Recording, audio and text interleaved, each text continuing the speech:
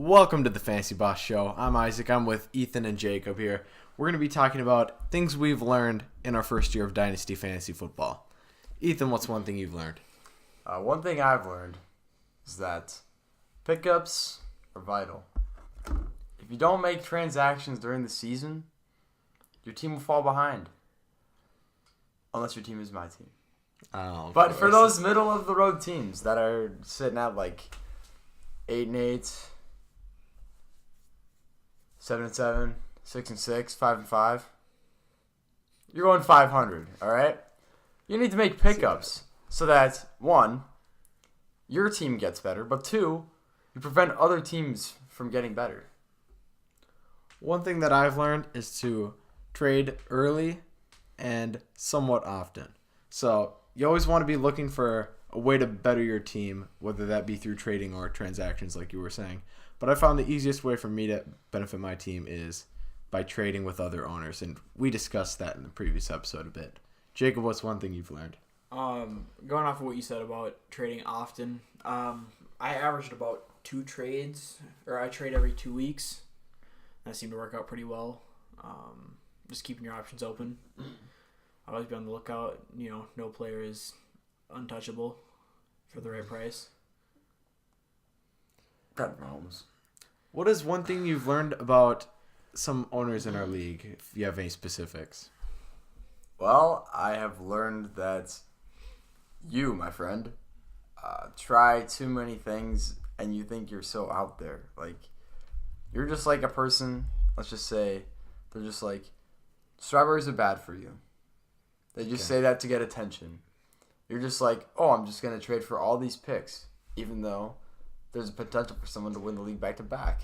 It's like the worst analogy I've heard in my life. But, all right, I don't see what you mean, but I'm going to say I see what you mean. I see what you mean. Okay, same. One thing that I've learned about a few owners, for example, Jonah, he's very hard to get a hold of. So when you do, cherish that, because he's not like Brickman where he's answering every text in 2 seconds like desperate tween,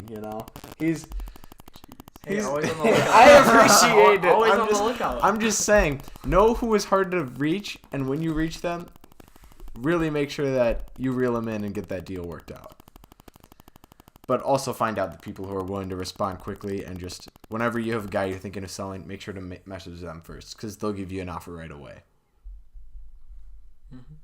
I would agree with both those statements. I have a pro tip. So, from a past winner yourself. From a past winner. From a previous winner. Wow. So, in week 16 of the NFL, I had a decision to make. Was I going to start Deshaun Watson or was I going to start Tom Brady? I initially had Tom Brady in. I thought it over, looked over all the matchups, the snap count, the temperature at each game, the coach's playbook. Temperature. How are you looking over the playbook? I have my sources. But I, in the end, chose Deshaun Watson. So, in key moments like that where it is very close, you need to analyze every variable. Pretty sure you asked Dad on that one. So you need to analyze every variable.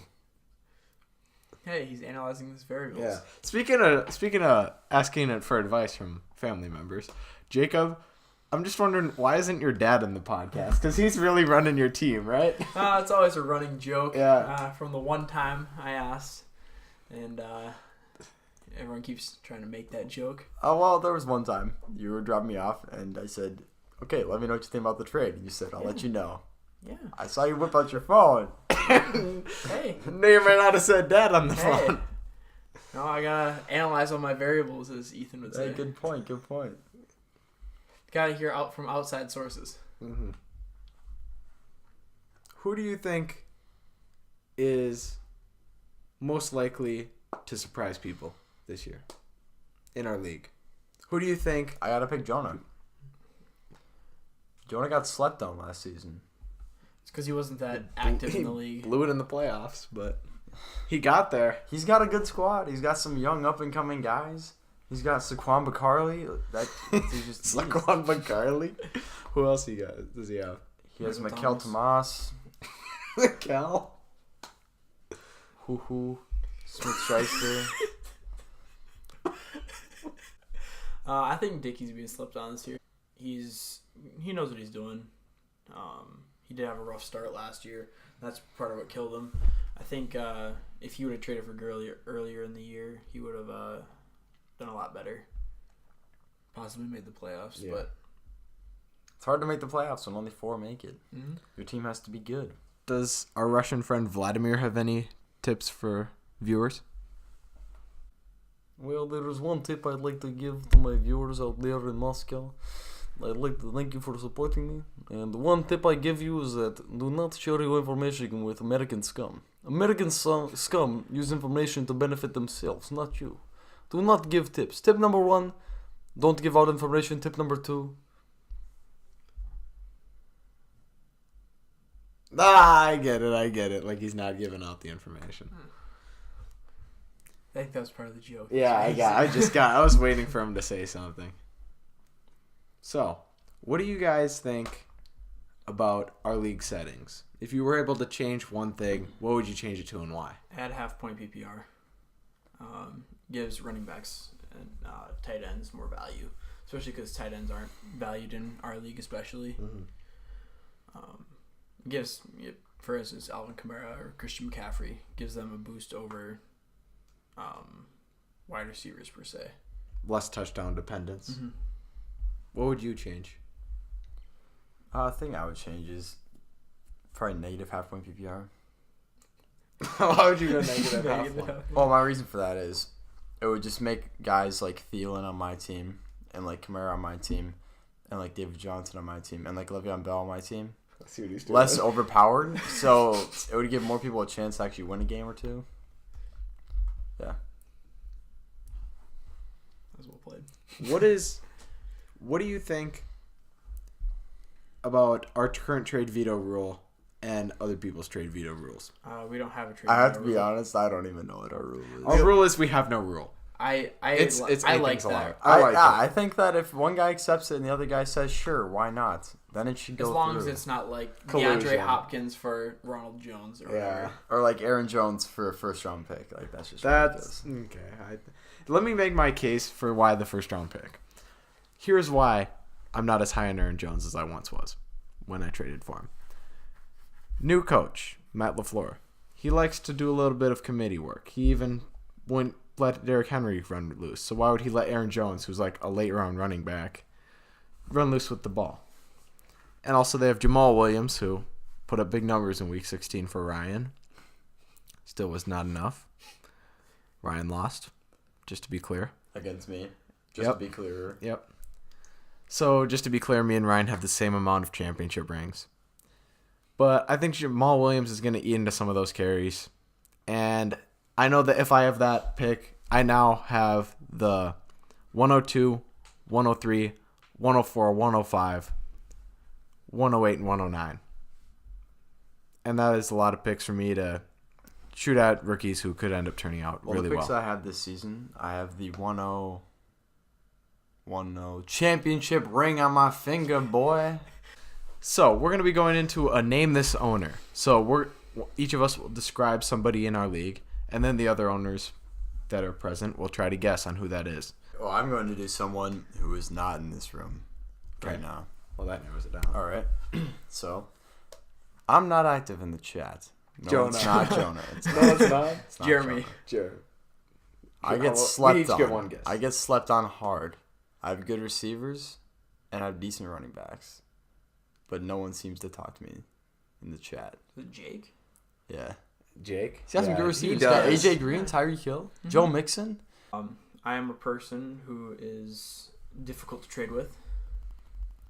Who So not in this room. Not in this room then. maybe Yep, maybe yeah. who has decent running backs after this trade season. Who is guess? I'm going to buzz in and go Ethan Tucker. Well played. Yes. Well Yes, played. it was. All right. So I got a point there.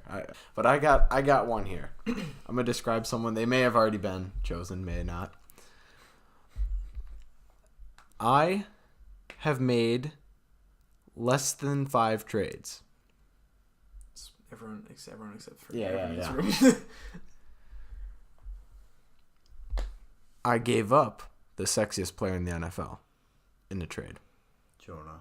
Yep. Was it Jonah? Jonah. Jonah I- traded me sexy Jimmy G. I was trying to think of who did. And I let him trade go Jimmy G. later. I have a question here. Moving on from that segment, let's analyze each of our 3 rosters because we're all here and it's easier to talk about if we can speak directly with the owner. So let's start off with Ethan, the champion of last year and future regression this year, according to Ryan, who we need to get on the show. We talk a lot about Ryan and Ethan here, but we got to get him on an episode. So let's just go down your roster. At quarterback, you got Pat Mahomes, Deshaun Watson, and Tom Brady. What were your thoughts in the draft when you chose all 3 of these guys? Well, I got Deshaun Watson for about $20. I got Patrick Mahomes for $8, and I got Tom Brady for $12. So what In a is that? $200 budget. $40 out of 200. What is that? Like 1/5? Mm-hmm. That's pretty dang good to get 3 studs. At least you're not Cole. How do you decide which guy you will start each week? Because you were talking earlier about having Well, I flip a tough coin, time.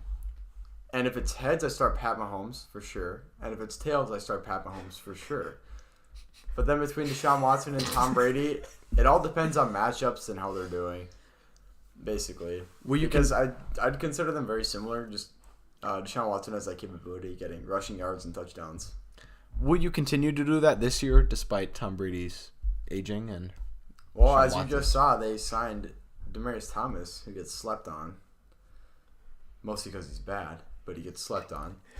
And I don't know. I'll probably start to lean more towards Deshaun Watson and have Tom Brady maybe as a trade component of mine. a trade component I could possibly get. We'll see. Okay. Well, moving on to your running backs, you have Le'Veon Bell, who on the Jets, and you got David Johnson, best running back on your team, Alvin Kamara, and Chris Carson, who I believe you overvalue a bit, but that might be He some. won him the championship. Yeah, I it do might be what- emotional a little I bit do because of the overvalue him a championship. bit because he won me the championship. But Over who? Okay. Who'd you win the championship over? Ryan Mish. I won Oh, the championship over okay. Ryan Mish. But if you check Just to clarify. from week 10 to week 17, this guy didn't score below 10 points. That's consistency right there.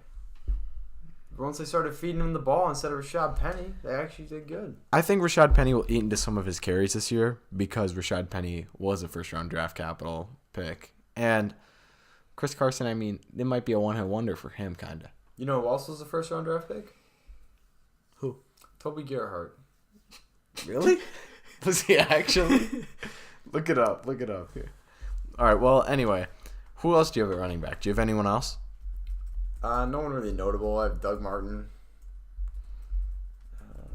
Yeah. All right, so no one else notable. No one notable. Moving on to receivers. Describe your receivers and your plans for the future with them, if you have any plans for the future. That statement is incorrect. He was a second-round pick. by Toby the Gerhardt Vikings. was a second-round pick by the Minnesota Vikings in 2010. 2010. My receivers. Well, Adam Thielen. Thank you, Wikipedia. Might do a little worse than last season, but still. The guys couldn't guard him out there. They were sleeping on him. Just like every NFL team slept on him, and then he tried out for the Vikings and made it. Which is good from being, going D2. from a walk-on to Yeah, it's a great story. being, Almost like James Conner. highly paid wide receiver. Yeah, very. Very good receiver. I like how you But- said highly paid instead of talented or scores a lot of Hey, points. I can't be biased. Calvin as a Ridley. Vikings fan. Yeah. He's Calvin Ridley's the guy that's gonna get the touchdowns. He seems touchdown dependent to me. Well, yeah, you can depend on touchdowns if you get 15 a year. I think that's his capabilities. He was a rookie last season, and now he's not a rookie, so he's just gonna get used to the league more.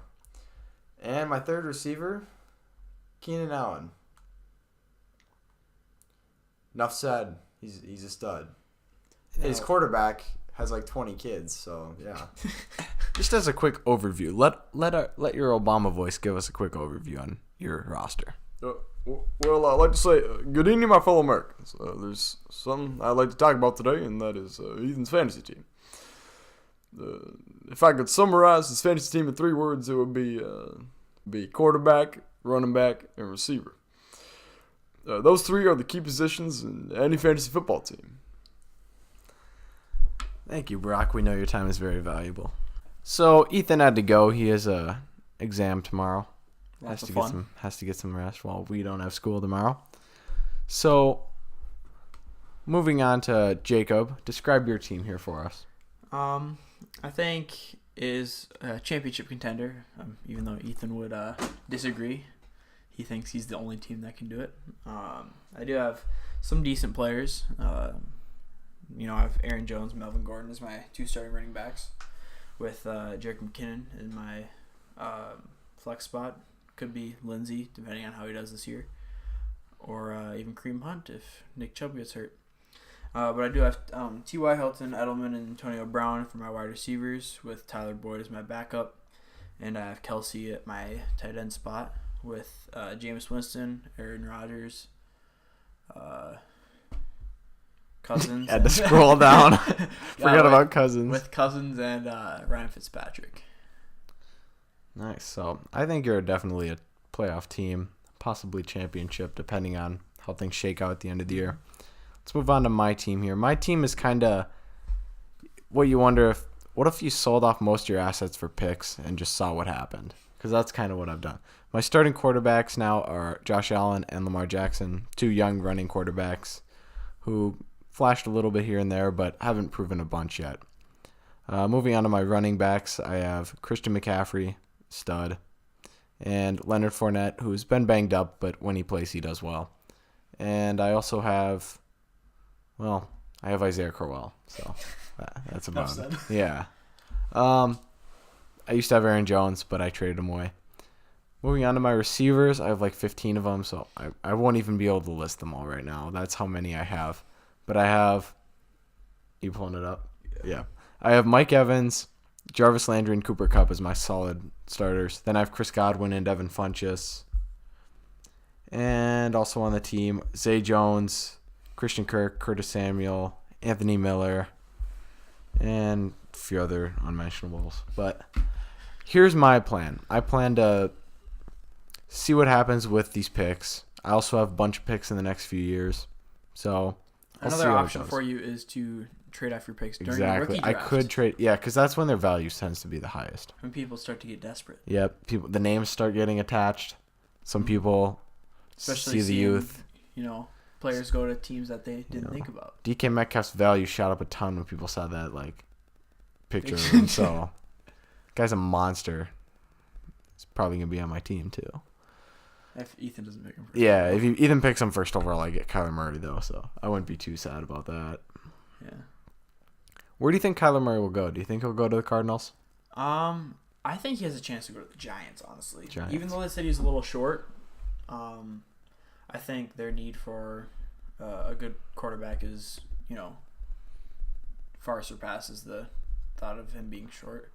I mean, which he's not that short. What do you think? 5'10", maybe a little 5'10"? over. So a little short for a quarterback, but Yeah, but I mean, he's got the arm. he's for not. it. He's He not can a scramble. pocket passer. Yeah, Generally, he can goes on move the run. outside. Yeah.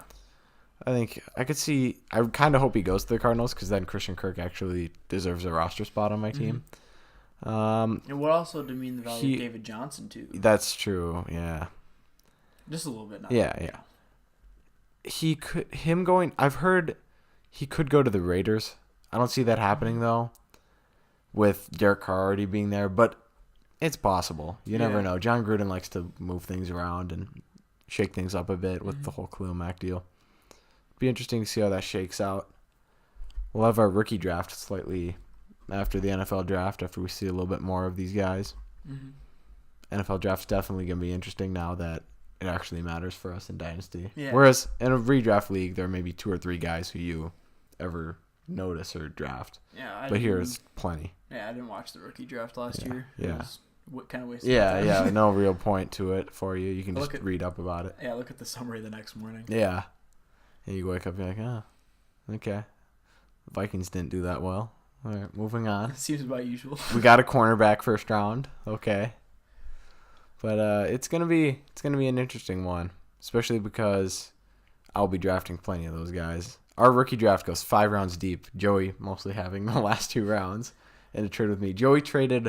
I gave Joey 5 fourths and 5 fifths for Jarvis Landry, who I then traded away and then traded back again for. So he's currently on my team. he probably won't be on my team much longer. I'll find a way to trade him away. I like to trade away guys a lot. Big trade guy. Yeah. So if you were to choose who you could have on an upcoming episode, 2 owners on this league with you in the next episode, who'd you want? I'd like to see Ryan and Ethan. Ryan and Ethan? Yeah, that would be. I'd like to see that. Heck, maybe throw me in there. I'll change the setup. Get us 4. Get us a bigger Get us table. more mics, a bigger table. Yeah. If you guys want to see that, comment, and well, that's like half the owners in our league. That cuts down on our viewership quite a bit. But that would be funny. Have them just talk about random player evaluations and stuff. Just be interesting to mic up the kind of stuff that they just always are arguing about over player evaluations. Yeah, hear it every day after lunch. Yeah, I mean, might as well record it, right? Yeah. What do you think the outlook of teams like the Raiders and the Browns are after these trade deadlines? Or not the trade deadline, but after all these trades have happened. I think the Browns are somehow a good team now. Like they're amazing now, at least from a fantasy they have a good perspective. defense now. Yeah, they're all around good. And they got rid of Hugh Jackson. I think that's a good move to get rid of him, start fresh. He did have quite a weak team, but some of that must have been on him. I think the Raiders are kind of went rebuild mode. Yeah, I mean they have a lot of let's see. I like that they got Antonio Brown, so at least they have somebody there. Antonio Brown could be a locker room issue, but you can't deny his talent and his skill level and what he brings to that offense. I think the Cardinals, it really depends on if they draft Kyler Murray. I think Kyler Murray could completely change the Cardinals around.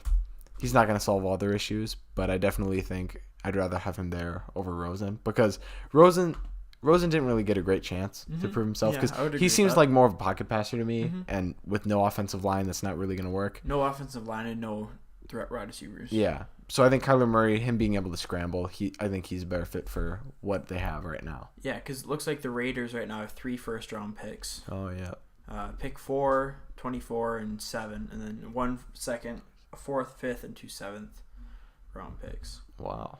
The Raiders could make some big moves in this draft. I know John Gruden's talking, and he hired Mike Mayock, right? They brought Mike Mayock, the former NFL draft guy who would make his big boards and such. So I'm sure he's very familiar with that, and they're doing talks. Yeah, and they'll get at least hopefully 3 studs. I just want to see the I want to see Raiders the and Raiders Browns final. do good. The Raiders, that would be so cool if they don't make the playoffs, because then they can be forced into doing Hard Knocks when they're in Las Vegas. That'd be cool. A new team, new area. I would like to see that. Yep, new fans. Las Vegas, they love their sports. Oh yeah. Golden Knights, they get a lot of fans. It'll be interesting to see how that goes. Better than Oakland. Oakland is. If you guys just go on YouTube and search like Oakland, the first thing that comes up is like football fans or something like that on YouTube, and it's just a bunch of fights and stuff. They're really passionate fans. That's good and bad, I guess. Yeah. Some people take it a little too far, but I'm sure that could be said about nearly every fan base. I think Oakland just gets the bad rap. Eagles fans are crazy, though. Oh, my gosh. Most of them. I don't want to stereotype, because I know some Eagles fans who are not crazy, but I've heard stories of snowball fights, beers thrown at people and stuff, and that's just crazy. Yeah. What do you think about DK Metcalf? I don't know. I do agree with the comparison of him being like a Julio Jones type player. Bigger vertical. Yeah. Or larger vertical. Did he have a faster? I think he was faster. ERG? Yeah, he was. By- He was just very by a similar little bit. in stats with Julio Jones. Yeah, and I just think how Julio has played out. I think if DK goes to the right team, I think he'll be really good asset to really any team or fantasy team for that matter. I think he could be as good as Julio, but I also think that some of what Julio's game is, his amazing route running and some of his amazing plays he's able to make, can't really be captured just by statistics. So while they are similar from a physical perspective, there are also other attributes that Julio has that DK might possess. He might have to learn. And another good thing would be for Julio, another good thing he has going for him is they don't really have much of a running game, so it's all throwing. Exactly. And he has a good quarterback, so that matters a lot. Because if he goes to like the Bills, that's Yeah, not much happening there. I have Josh Allen, and I know it's really him, and that's about it. I think that DK Metcalf, he's going to be fun to watch, no matter where he ends up, really. Unless he goes to Baltimore, that's going to be tough to watch. But Baltimore could really use him, because do you even know any receivers are in Baltimore right now? Isn't Crabtree still in Baltimore? He got cut or something. Did he get cut? I know that they have like Willie Snead. Really? But I think they have. I don't even know who they have anymore. They might take Metcalf just because nobody else knows anybody. Mm-hmm. What do you think about Josh Jacobs? Oklahoma quarterback. Running back. Sorry. He did 4.5 in the combine, which is just pretty good. What was it? He benched a crap ton, didn't he? Not quite as much as me, but he was still very impressive. Yeah, he did 23.5 reps. Wow. What is their weight? 225? Something like that. Yeah. Which I think that shows some power right there. Especially for a running back. Not like a defensive lineman or something where he's got all that muscle and mass. Because I don't think he's that big, is he? I mean, he's a running back. He can't be that big. Yeah. I think just the draft class is pretty small this year. Yeah, it's mostly defensive. Yeah, an offensive lineman. Big defensive class. Yeah, especially Nick Bosa. Which our league not being an IDP league kind of hinders the rookie draft. I think IDP would be kind of even worse, and especially for our league since we have so many roster spots. It would be insane. The people who do IDP leagues, you guys must really have it under control because that's a lot to manage. Mm-hmm. A lot to look at. Yeah, I would need to learn a whole 200, 300 more players than I already do. Outside of the big names. Yeah, I already know, Khalil Mack. Everybody knows Aaron Donald, guys like that. But learning like the fifth cornerback for the Packers or something, I don't know. That would be a lot. It would also be fun if you knew it. Yeah. I feel like if you understood it and you were already in it, it'd be a lot easier to manage. Mm-hmm. What is something that you think that you do differently from other owners in our league? I think just keep an open mind about trades, I guess. Just keep trading, Like I said earlier, you can't, there's nobody that's untradeable. There's always a price. If someone offered you DeAndre Hopkins for, you have DeAndre Hopkins and someone offers you, Alvin Kamara and Le'Veon Bell, you're going to take it. Yeah. Even if you said DeAndre Hopkins is amazing, I'm not trading him for anything. I traded Gurley at the time when he was the best guy in fantasy. It's because I was given 3 years of picks and Fournette and Cup. Mm-hmm. So at the time, people were like, Isaac, you're not getting the best piece in the deal, which is something I usually say I like to do. But it was just so much that I could not pass it up. Mm-hmm. I wanted to spread out my risk because if Gurley, something bad happens, he's done. There's all my eggs in one basket there. Mm-hmm. But this way, I had Fournette, Cup, and the picks as other pieces to that trade. Mm-hmm. But Joey, it seemed to work out for him, though. Yeah. Hasn't, like you've said before, has not lost since he got Todd Gurley. Which, is a big thing. Keeping that win streak going. And he has Baker, too, who's really coming into his own now, especially with Odell there. Especially slinging it all over the place. And he's got Chubb. He's got a young core right there. Yeah, very well-rounded team.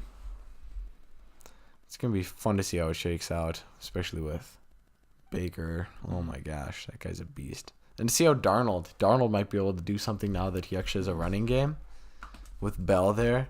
That was a big signing for him. And they got Jamison Crowder also. Another receiving threat for him to go along with the injured Quincy Enunwa. Other guys like that.